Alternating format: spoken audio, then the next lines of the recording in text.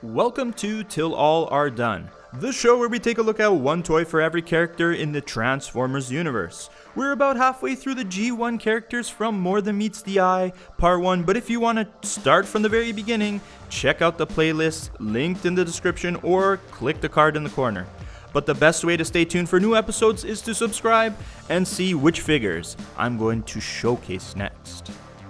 Originally, I had another toy planned for this Prowl episode, but I'm just so frustrated and jaded when it comes to Hasbro's poor distribution practices.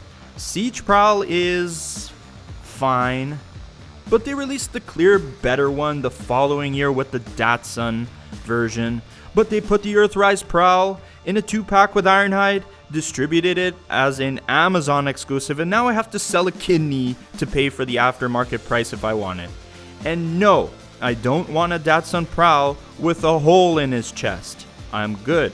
That scene of Prowl's face from the movie when he gets obliterated still haunts me. And I didn't even watch the movie in the theater, so let's get the warm blanket out and go for some comfort food then. Robots in Disguise 2001 is a very important series for me.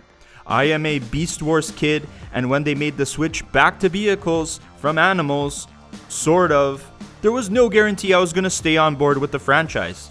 It helps that there were Predacons instead of Decepticons in that series, so there's some connective tissue, but RID proved that Transformers was a series meant to stay in my life, even with Optimus being truck, not monkey.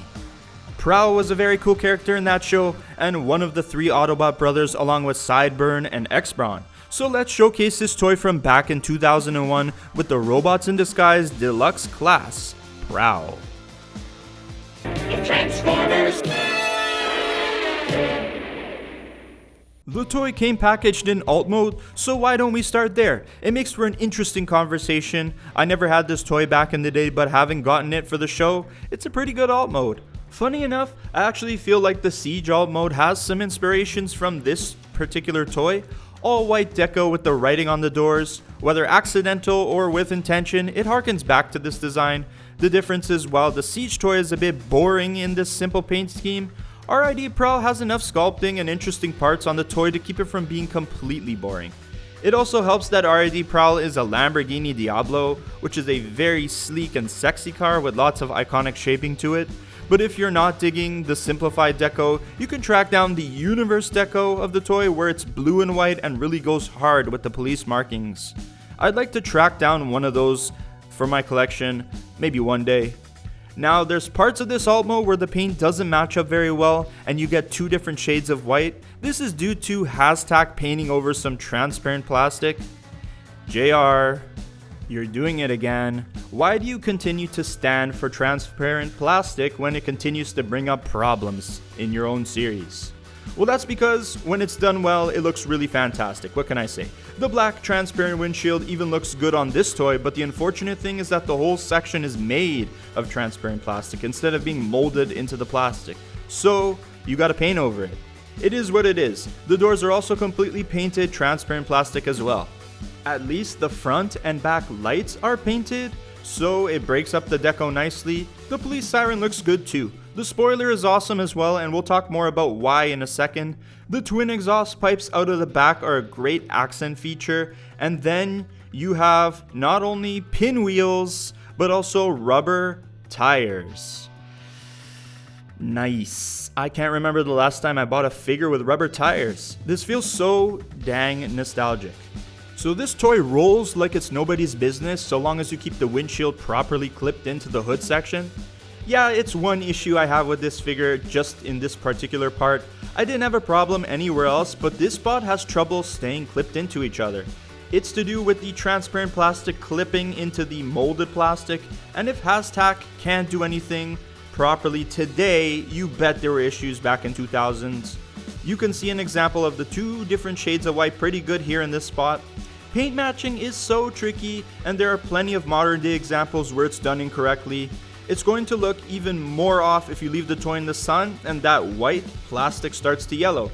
My toy came fresh out of the package, so you can't see it, but make sure it's displayed in a good location if you get one of these for yourself.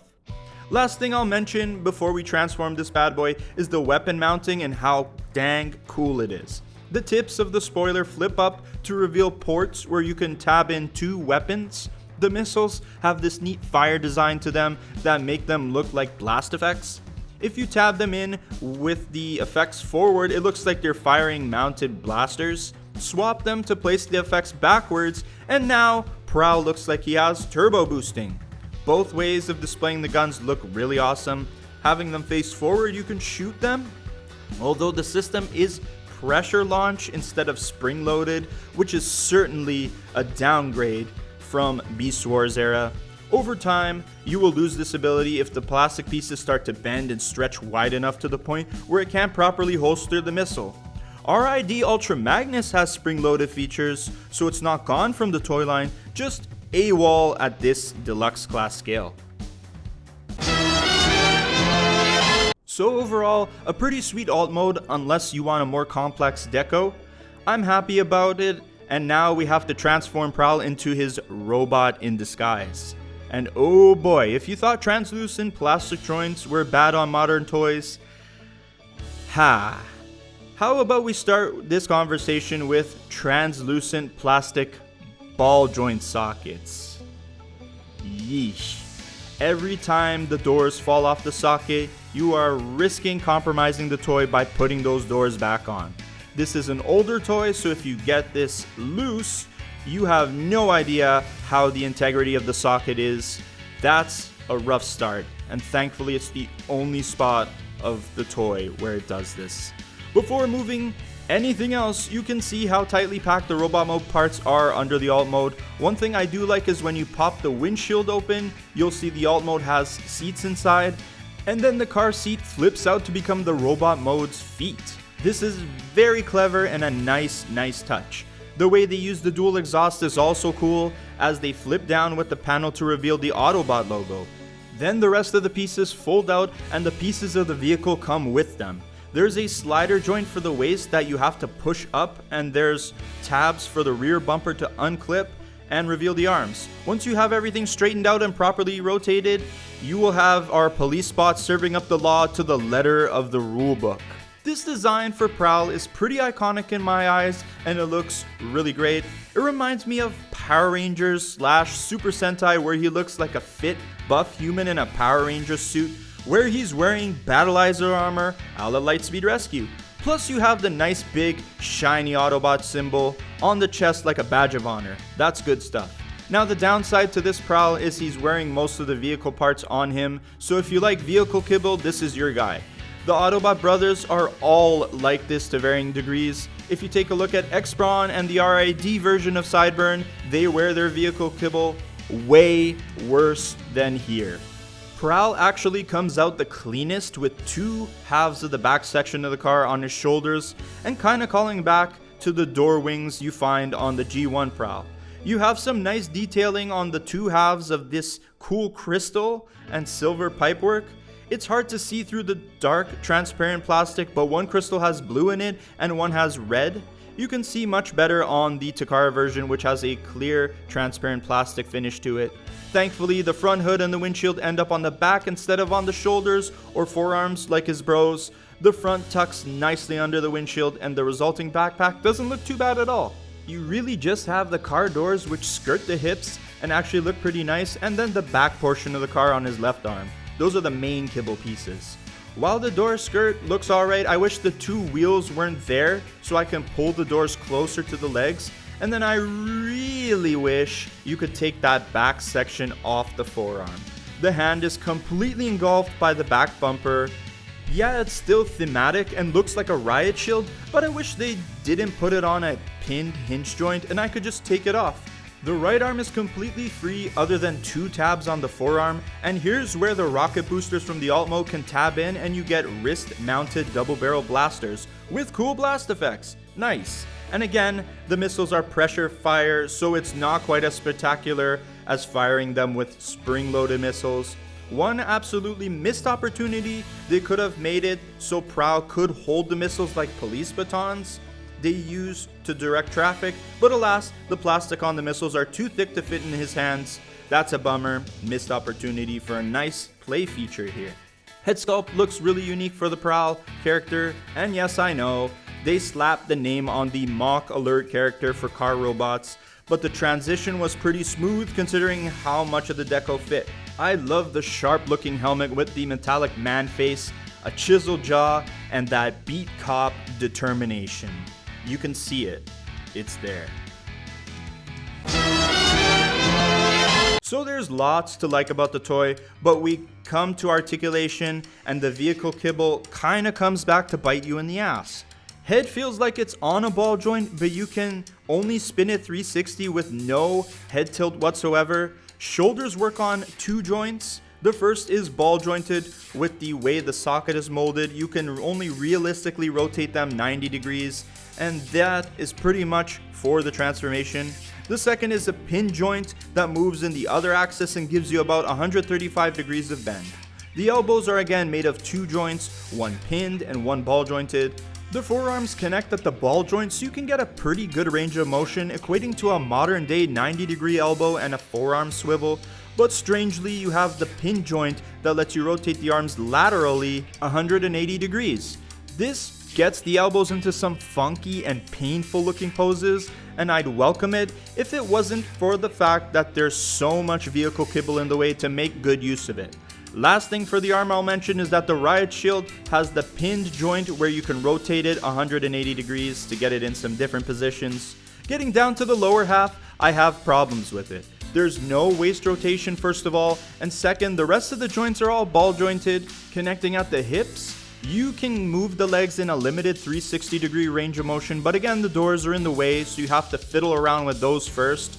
Plus the hip tires completely prevent the legs from getting into the splits pose. The knees kinda suck as you get less than 90 degrees bend, but you do get a 360 degree knee swivel. Then you have this double-ended ball socket piece that connects the feet and ankles together, so you end up getting 360 ankle swivel, some limited ankle rocking, and about 90 degrees of ankle tilt forwards and back. I understand that ball joints were the standard back then, and they revolutionized the game, don't get me wrong. But they really don't help this toy out much because of how top-heavy Prowl is with all the vehicle stuff. My toy is pretty fresh out of the package, and I already have trouble standing him up. These ball joints are going to get loose over time, especially with all the weight they're holding, so those legs are going to become loosey-goosey. We have ways to restore their integrity, good old pledge floor polish, but to the people not in the know of this revolutionary product, or if it goes away one day for some reason, Prowl is going to start falling over like he pulled quads chasing some bad guys. So for me, articulation is not great. There's too much crap in the way to freely pose him however I want to pose him, and proportionally, it doesn't work out thanks to the weight distribution working against him. Had Prowl had a more solid base, he would have been better off, but even if I just display him, I worry about him falling over all the time, even if the wind blows over. That's why you don't skip leg day at the gym. Prowl is a cool design that's unfortunately brought down by kibble all over the place and not so good articulation. I would say I want a modern legacy / Age of the Primes attempt at the toy, but they did one for Sideburn and you know what? Never mind. Leave Prowl alone. There's still a pretty interesting toy here at the end of the day, and the alt mode is a vibe, so I'm settling on a 3 out of 5 stars for him. A mixed bag really. There's enough problems and nitpicks that I pulled out of him over the course of the review, but Prowl also pulls off some select things pretty well. He's still a fun character to have in your collection for the novelty of having this, and like I said, alt mode is very fun. Prowl is going to sit on my shelf in the alt mode. Some might find the monocolor scheme bland, but if you want the universe deco of the toy to spruce up the paint job, go for it. It looks really nice. I respect the ambition, and this toy certainly has it.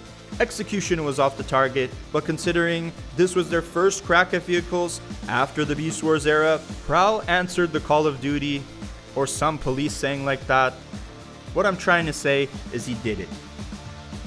That's it for this video. Let me know if you ever owned this toy back in the day, or even now if you still have it. I was going to cover our final Decepticon of More Than Meets the Eye Part 1, but I need more time to collect all the pieces for this character first.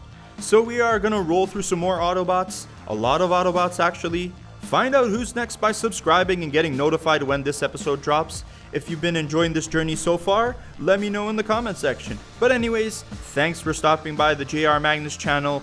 Don't skip leg day at the gym, and peace out.